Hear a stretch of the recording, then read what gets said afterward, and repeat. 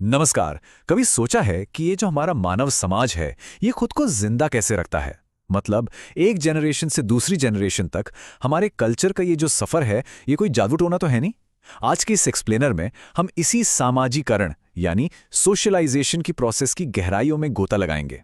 चलिए देखते हैं कि आखिर एक इंसान सच मायनों में इंसान बनता कैसे है। जरा इमेजिन कीजिए, एक बिल्कुल ही असहाय सा छोटा सा बच्चा। उसे दुनिया के किसी नियम कानून की कोई समझ नहीं है। फिर भी वो आगे चलकर हमारी इसी सभ्यता का एक समझदार और एक्टिव मेंबर कैसे बन जाता है। देखिए, ये कोई रातों रात होने वाला चमत्कार बिल्कुल नहीं है, बल्कि ये एक बहुत ही कॉम्प्लेक्स और लगातार चलने वाला ट्रांसफॉर्मेशन है। अब फेमस सोशियोलॉजिस्ट बोगार्डस की एक डेफिनेशन है जो यहाँ काफी गहरी बात कहती है। उनके हिसाब से समाजीकरण सिर्फ नियमों का रट्टा मारना नहीं है, बिल्कुल नहीं। ये तो अकेलेपन से बाहर निकलकर समाज की भलाई के लिए एक दूसरे पर डिपेंड होना सीखना है। और पता है, इसी म्यूचुअल डिपेंडेंस से हमारे अंदर सेल्फ कंट्रोल आता है और एक बैलेंस्ड पर्सनैलिटी डेवलप होती है। तो आज की हमारी इस चर्चा का रोड मैप कुछ ऐसा रहेगा। सबसे पहले समाजीकरण का एक बेसिक इंट्रोडक्शन, फिर इसकी कुछ प्रमुख प्रक्रियाएं। इसके बाद बात करेंगे हमारी पहली पाठशाला यानी परिवार के रोल की, फिर स्कूल और टीचर्स के इम्पैक्ट की, और लास्ट में देखेंगे कि खेल समाजीकरण का कितना पावरफुल टूल है। चलिए शुरू करते हैं। पार्ट 1, सामाजीकरण का एक महत्वपूर्ण परिचय। तो शुरुआत कहाँ से होती है? जन्म के वक्त एक बच्चे को आप एक कोरा पशु या ब्लैंक एनिमल कह सकते हैं।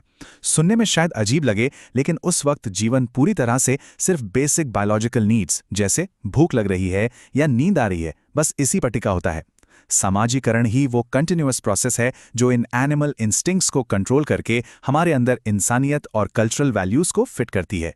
तभी तो एक ब्लैंक एनिमल एक सुसंस्कृत प्राणी बन पाता है। अब आते हैं पार्ट 2 पर, समाजीकरण की प्रमुख प्रक्रियाएं।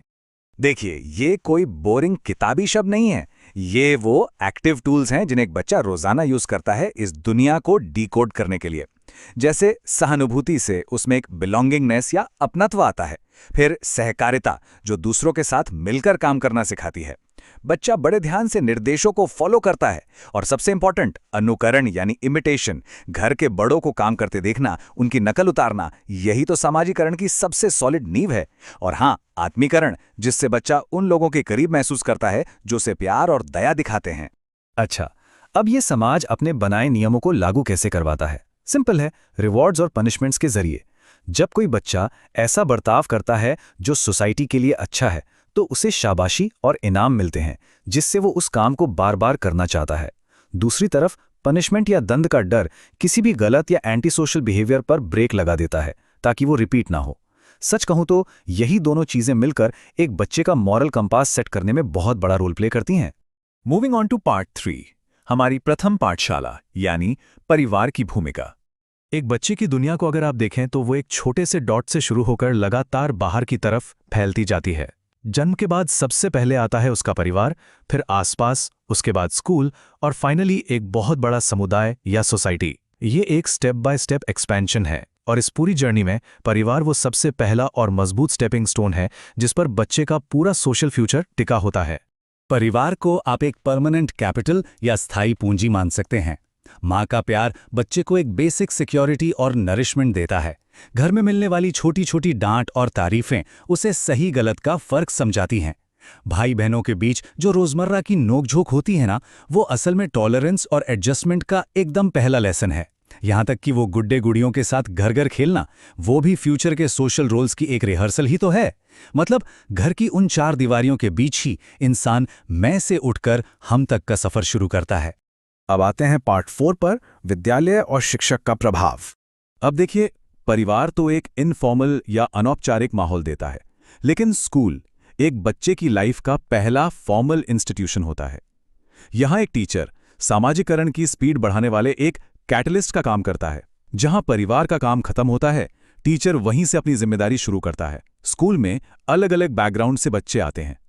उनके बीच डिसिप्लिन, टीम वर्क और कल्चरल हार्मनी बिठाने का काम टीचर ही करता है। स्कूल ही वो जगह है जहां बच्चे का असली दुनिया और इंसानी रिश्तों से सही मायनों में सामना होता है।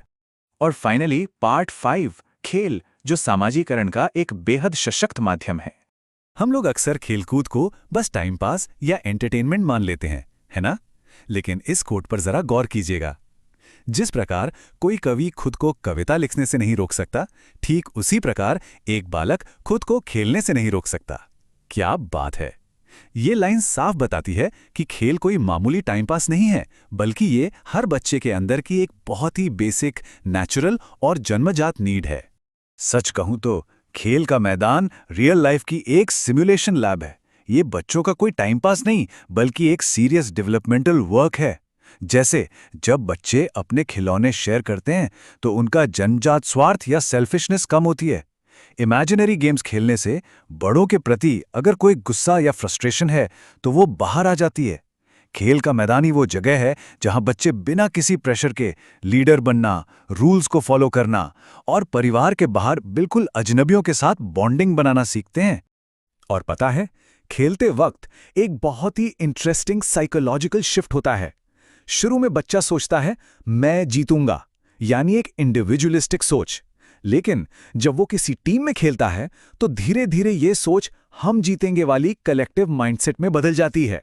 एक इंसान की सोशल मैच्योरिटी में ये एक बहुत बड़ा जंप है, और यही वो हम की भावना है जो किसी भी सोसाइटी में यूनिटी और कोऑपरेशन की सबसे बड़ी नींव बनती है। अच्छा, एक और कमाल की बात, खेल में जीतने से भी ज्यादा इंपॉर्टेंट क्या है पता है? हारना। जी हाँ, खेल के दौरान अपनी हार को एक्सेप्ट करना बच्चे के अंदर वो पेशेंस और टॉलरेंस बिल्ड करता है जो आगे चलकर सोसाइटी में शांति से जीने के लिए बहुत जरूरी है।